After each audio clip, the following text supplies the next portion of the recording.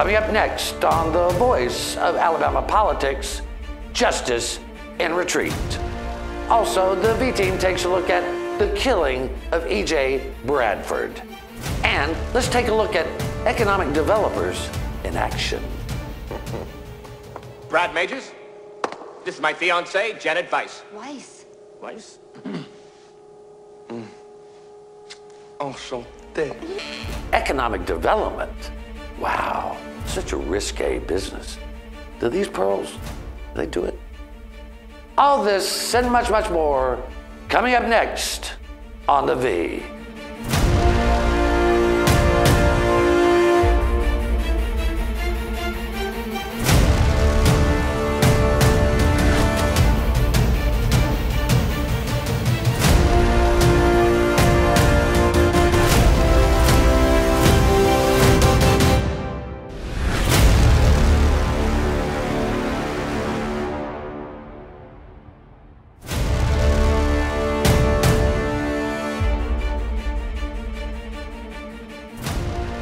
Welcome to The Voice of Alabama Politics, where we tackle the tough issues so you have the hard facts. I'm your host, Bill Britt, and as always, I'm joined by the V-Team. Welcome all. Hi, guys. Hello. Hello, hello, hello. Yeah, glad to have you and Jack back on the show. Yeah. Always a fun time with me and Jack. It is. The crossfire. Fisticuffs. Right. Beth is so brutal to Jonathan. She is just mean to him all the Mean to time. everybody. She really is. But I love her to death. A couple weeks ago, or last week, they had a hearing at this so-called Ethics Reform and Clarification Commission, barf at that one. But what had happened is Greg Canfield, Secretary of Commerce, and the Economic Development Association of Alabama went to them and said, we need a special exception under the ethics rule. And Susan, remember last session they passed a law, HB 317, which said that site developers are not responsible or not held accountable under the ethics law. Now they want that expanded. And boy, don't they want it expanded. I think it covers every citizen in the state of Alabama. If you so much as sneeze in the direction of a company, you don't have to register as a lobbyist. I mean, this is ridiculous, people. I mean, yeah, and remember HB 317 expires in April. So They were supposed to take a serious look at this, and they're just backing up to where they started again last year with everybody's covered. Well, Josh, what it says is basically anybody that's involved in economic development, whether you're a volunteer at the Chamber of Commerce or you work in government that hands out the money. All right, so there was a problem originally that I think a lot of people could get on board with, and that was that the kind of the site developers, which is a very limited and specific group of people, were kind of caught up in a gray area of the law. It wasn't necessarily that they were going to have a problem, but they could if it worked out the wrong way for them. So there was a push to exclude just those specific. I mean, it was literally 25 to 30 people that would be covered by this thing. Now we've taken this whole other group, which is basically, like Susan said, the whole state of people here could fall under this thing. And what they're excluding them from are laws. Are the laws that govern not using your office for public gain, not taking advantage of public money for your own personal benefit. That's what they're excluding them from. All right, let's just be clear about this whole thing. That's what they're excluding them from are those laws. And Jack, these are public money, these are tax dollars that these developers want to get for their corporate clients. You know, it's like incentive money. And sometimes that's cash and sometimes that's tax incentives. Let me ask this question.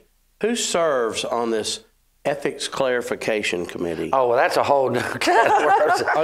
It's a bunch of lawmakers, basically. No, it's not. It is basically people that there's basically lobbyists on there.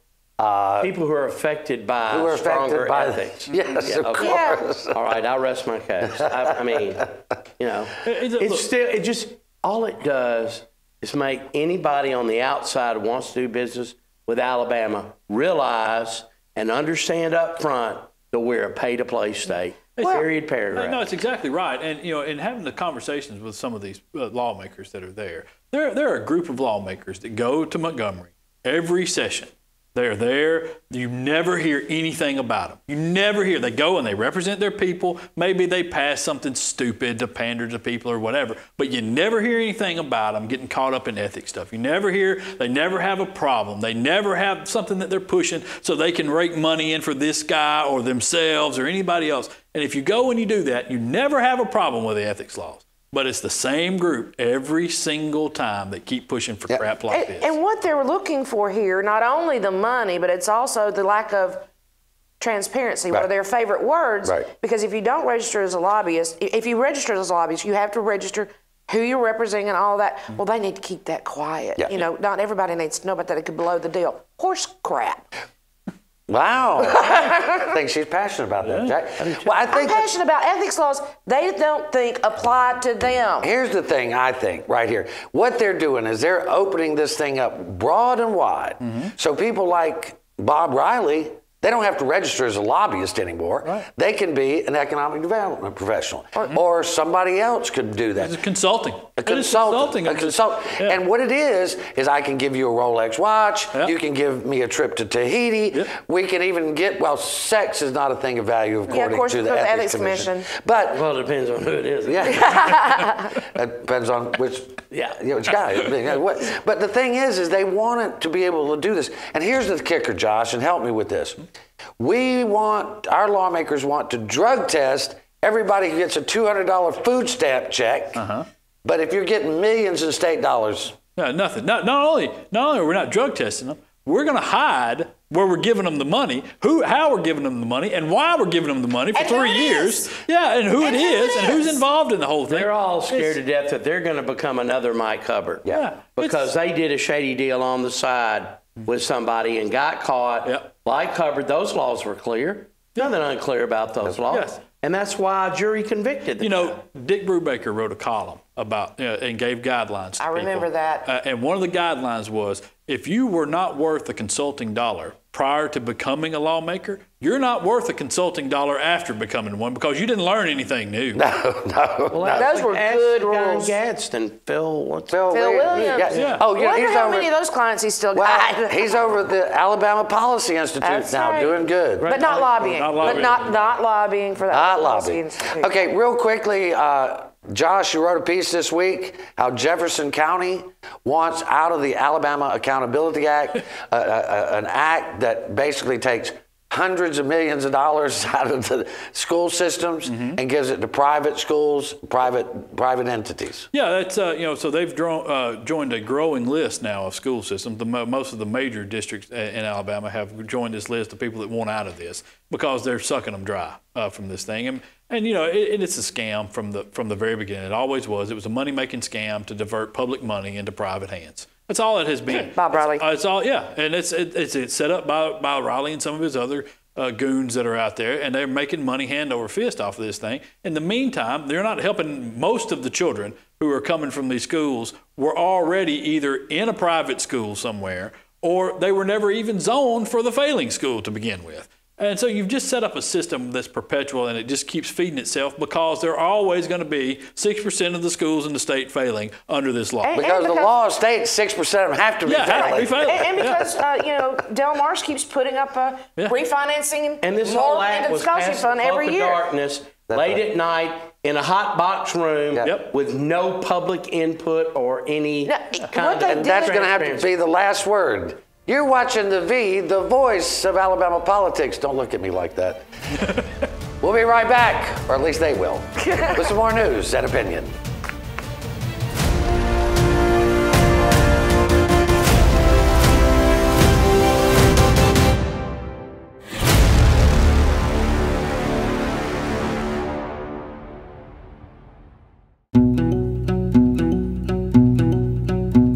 The Energy Institute of Alabama promotes reliable, affordable, and clean energy to help grow our economy, create high-paying jobs, and build public support for Alabama's energy industry. Access to clean, affordable energy continues to be an issue of vital importance in the halls of government and around the kitchen tables across our nation. The Energy Institute of Alabama is the best source of energy industry information and how it affects households across the state. from convenient energy production to alternative fuels to solar power and beyond.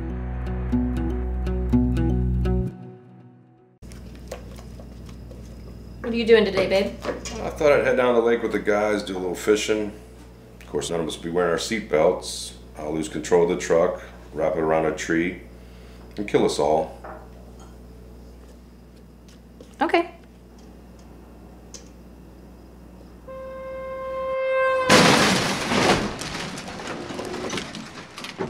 Drive safe, Alabama. A message from your Alabama Department of Transportation.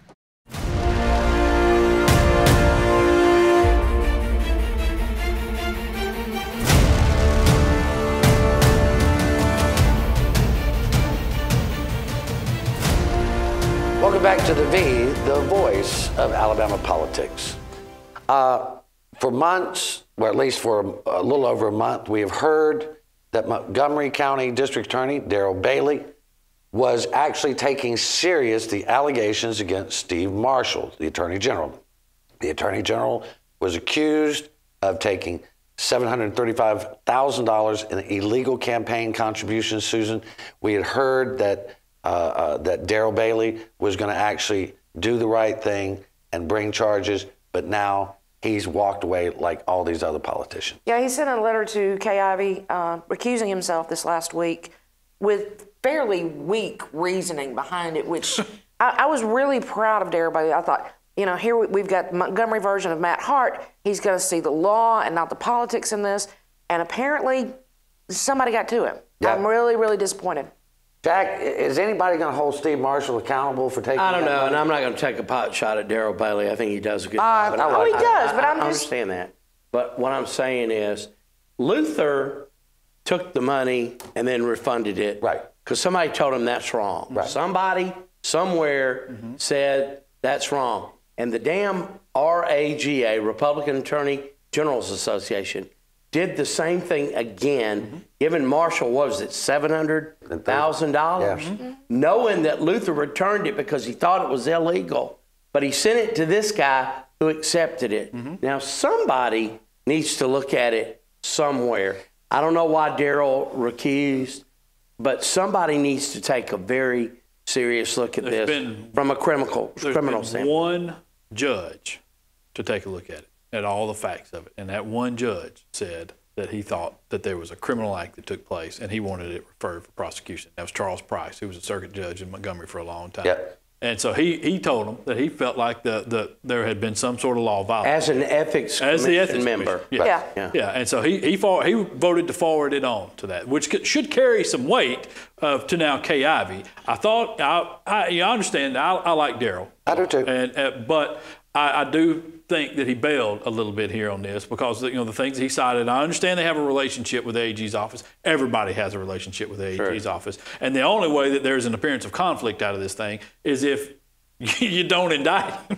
If you take it before the grand jury and lowball it or slow play it or however, well, yeah, maybe you've stood up for the AG. But if it comes back with an indictment, I don't think anybody is raising any questions, and I don't think that there is any way in the world that you put just the basic facts of this case before regular people that they don't indict Steve Marshall. It's very clear cut.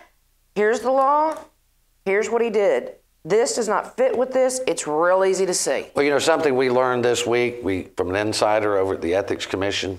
One of the commissioners has publicly spoken, or in public has spoken about the fact that they had the votes to send this on to be prosecuted. They had the votes. And at the very last minute, a lobbying effort changed the votes. And we don't know exactly who changed their vote, but we do know from at least one of the commissioners that the votes changed at the very last minute because the Ethics Commission staff, lawyers, thought that he broke the law. Yeah. Now, the fact that John Merrill didn't come forward is one of the excuses they're using. The fact that no one else in public service has come forward, they're using that as an excuse. But Merrill wrote a letter to the Attorney General of Mississippi telling him that somebody came over from Mississippi to do this. It was illegal. Yeah. And everybody has backed away because somehow they can't be afraid of Steve Marshall. No. He's a wimp. You could take him out with a noodle. So it's just a seat. It's just a office. And he's a Republican. And it's not dead here. It's at the governor's office. Yeah. And so, and I don't know what the requirements are there for that. I don't know that now that this has been referred to her, if she does not have some duty to refer it to somebody else. I mean, you would think that there would be some requirement for some district attorney, whether it be a sitting DA in a county or a supernumerary, to take this on. I mean, there's got to be some requirement for that. Did Yellowfella contribute to Marshall? Yes. Yeah. Yes. How much do we know? I don't. I've forgotten. A lot. It's a bunch. Yeah. And he also contributed to KI. Yeah. Oh, yeah, of course. Okay, I don't think he's going anywhere. You know who did go somewhere? Matt Hart. Jerry Fielding, of course, is that edifice of integrity. Oh, yes. God almighty. Is that what we call it, an edifice? The question ought to be about his appointment, what were we thinking? Yeah. Not anything else between Hubbard and Bob Riley. You know, he was appointed to that position. Jerry Fielding was appointed to that position by Mike Hubbard while Mike Hubbard was under indictment. Yep. Interesting. What else do you need to know about Judge Fielding? Oh, I know some other stuff. Well, I want to, Susan, in the world of accounting, there's some weird things and there's some outrageous stuff, all right? So the Children's Health Insurance Program, known as CHIPS, covers a lot of Alabama's children, children that do not have insurance. This provides them with insurance. And until recently, it was covered 100% by the federal government. Federal government took care of all those charges. Beginning in 2020, those rules changed under the President Trump administration, and the state will have to pay 20% of the insurance for children. And that doesn't sound like a great big deal until you actually, like our Brandon Mosley did, sit down and do the numbers. And we've got two agencies involved here. We've got public health and we've got Medicaid involved. Once you combine what's going to cost for both of those to cover that, in 2020 it's going to be $38.4 million and to $43.4 million. In 2021 it's going to be between $95 and $99 million. We're going to have to come up with a state that we don't have. 2022, we're basically talking over $100 million. 101 to 106. Jack, that's kind of real money, isn't it? Yeah, as Everett Dirksen would say, $1 million here, $1 million there. Finally, you're talking about real cash. But and the thing we were talking before about this, Jack, is that our lawmakers really didn't know this. They just weren't aware that we're facing now another $37-40 million hole that we've got to fill. Whose duty was it to inform them? Well, I don't. Is there a duty? I don't know that. I hope not. I don't. But I don't know who had the duty. I really don't. I mean, I think they were given paperwork that said it. This is where you got to remember, Jack. They don't read unless a lobbyist tells them what's in it. They're not going to read. They never read anything. Can you go back to one thing? How did this come about? Where did this change come from?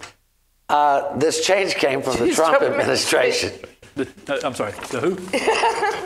Here we go again. We're going to have to leave it right there. You're watching the voice of Alabama politics. We'll be right back with more news and opinion.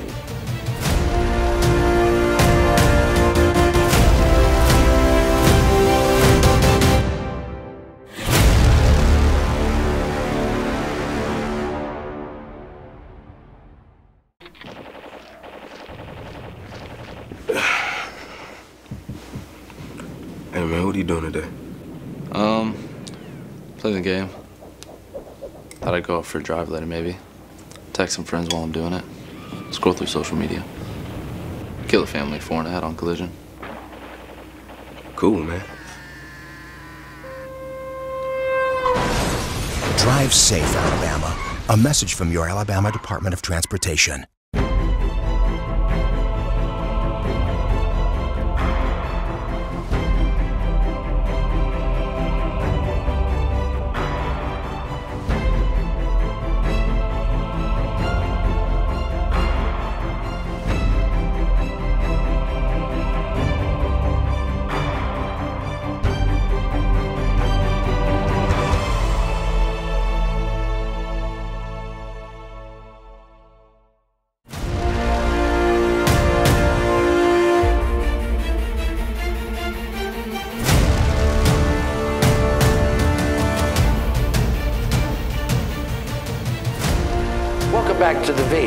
voice of Alabama politics. In this segment, there will be depictions of graphic violence. So if there are young children present, or if you're squeamish at the sight of death, you may want to turn off the television and watch something else. Susan, what we're talking about today is the shooting death of E.J. Bradford back last year on Thanksgiving evening. There was an altercation in the Hoover Galleria where 2 people were wounded. E.J. Bradford was a man who was there in the mall. He is a black man, or was a black man. He had a concealed carry permit. Mm-hmm. He pulled his gun and was shot in the back 3 times by Hoover police, and he died at the scene. Mm-hmm. This week, or last week, the Attorney General's office said that Mr. Bradford posed an imminent threat, and that the shooting by the Hoover police officer 3 times in the back was justified, and there was no wrongdoing there. There has been a protest and outcry nationally and here in the state. We're trying to understand how you can be shot in the back 3 times for carrying a pistol, as we're told, and be killed like that. Well, initially when you say shot in the back, anybody's going to think, that's probably a bad shoot. But then when you watch the video, it even adds to that doubt and concern. Because Mr. Bradford did not have he had his gun pulled, but he was not engaged with the gun. The gun was down to his side. He had taken about 4 steps back from the incident, 4 to maybe 5 steps back, and then took 2 steps forward and was shot 3 times within those 2 steps. So it adds a lot more to my concern that, basically this was just a bad shoot, or the cops did not do protocol enough. Well, now we've heard from police officers that, this was an active shooter situation, so it's a different set of rules. But it does, Josh, seem awfully strange. They did not give any commands for him to drop his weapon or get on the ground. Any of those things we're used to hearing. Yeah, it's, all right, so let's just, for a minute, let's remove the black part of it, black and white part of it. And let's just say you are at a mall. You're a concealed carry person. You have a gun on you for personal protection or to protect your family or whatever, you tell yourself or you believe. And this happens. Shooting takes place, right near you. You pull your gun out to protect yourself, your family, whoever else. And then you get shot 3 times in the back. Is that okay? I mean, because that seems like that's what we're telling people to do all the time here. We're telling people, arm yourself, be prepared. In these situations when bad things happen, you can be the good guy with a gun. Get out there, protect yourself, protect your family, protect the people. And then he gets shot in the back 3 times, and the Attorney General this week said that was okay. I don't understand how that's possible. And the biggest problem that I have with it is I understand it's a chaotic scene, and I'm with the cops right up to the point to where they never say a word to the guy before the shooting. Okay, you can't just shoot people without giving any sort of a warning from behind, without an assessment of what is going on there. And they didn't take an assessment of what's going on. They didn't give him a command. They didn't do anything but shoot him in the back. They didn't. And remember too, Josh, in the video, his back was to them, even when he was backing up and when he was moving forward. I don't know that he even knew they were there. No, he didn't know they were there, and they didn't know who he was. He could have been an off-duty cop. He could have been anybody there. Jack, I'm a gun owner. You're a gun owner, right? Mm-hmm. Are you an NRA guy? Yeah, damn right. I was. I quit a few years ago, but I still believe. Hadn't been the same since Charlton has. No, it has not. But, it is. Josh, y'all are making a big deal about the guy getting shot in the back, and I understand that without a command that we could hear in the incident from the video. But what if I'm a cop and I see a guy? In a situation like that where there's a crowd, it's not whether the guy poses an imminent threat to you as a cop, but poses an imminent threat to others on the scene. And when he's got a pistol at his side and he's moving forward, you don't think about protecting you. And he got shot. And it was a mistake. It was an accident. It was terrible. I don't know if it was justifiable. I wasn't there. I don't like looking at that stuff, but I will. But isn't that what we're telling people to do? Aren't we telling people, when you're in the NRA, aren't they telling you to do exactly what he did? Sure, and I've done it. You know, we don't know that the NRA is saying that. Do you know that for a fact? Yes, well, I'm telling you to take a gun to these and carry a gun around with you for your protection. Well, I know the state legislature certainly recommends that you.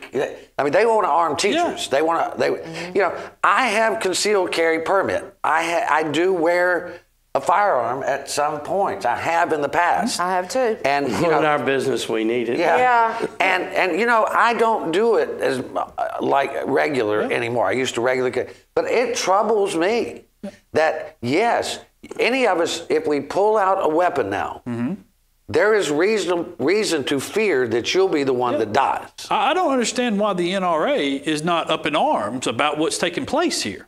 I mean, why, other than the obvious, but I don't understand why they're not up in arms about this. Yeah. I don't understand why the state legislature is not. But if you're telling people, this is what you need to do, this is how you need to behave, this is what you should do to protect yourself, if that is being eliminated here, because that's what's happening, is the Attorney General has essentially eliminated this option for you. Yeah, I mean, what we know for a fact, what we know beyond a reasonable doubt is that he was at the mall, he had a concealed carry, and he pulled a weapon while there was an active incident where somebody was shot. But he himself did not shoot anyone or appear to be going to shoot anyone. And then he was shot in the back of the head, in the neck, and in the lower back. All back shots. You know, when we're kids, all right down the same line. We are taught. If you think he's moving toward a crowd of people and you are behind him, there wasn't anybody around in that. Well, area. There was people. I mean, there were people, but they had pretty much scattered by then. But look, they said in the report that he was headed towards this guy. He's going somewhere. Yeah. I'm fine with that. I'm fine with that. I'm fine with that's what he thought. Okay, that's what he thought. But the police in the report said they never said a word to him. That was their words. What we know is that a young man's life was cut terribly short because he pulled out a gun that he had a right to be carrying. So, just to be clear, if what we're saying here is, or if what you're saying is, it's reasonable for the police to think that. So nobody should carry a gun anymore. Well, no, I'm not saying that at all. No. What if you're going to carry the gun? Shouldn't we tell people if you do it, there's a good likelihood you're going to get shot in the back? Well, it could very well happen. Yeah, it could happen. But we're going to have to leave it right there. That is what happened there. He was shot. He was shot dead.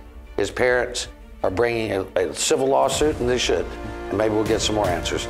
You've been watching The V, the voice of Alabama politics. You watch us because we watch them.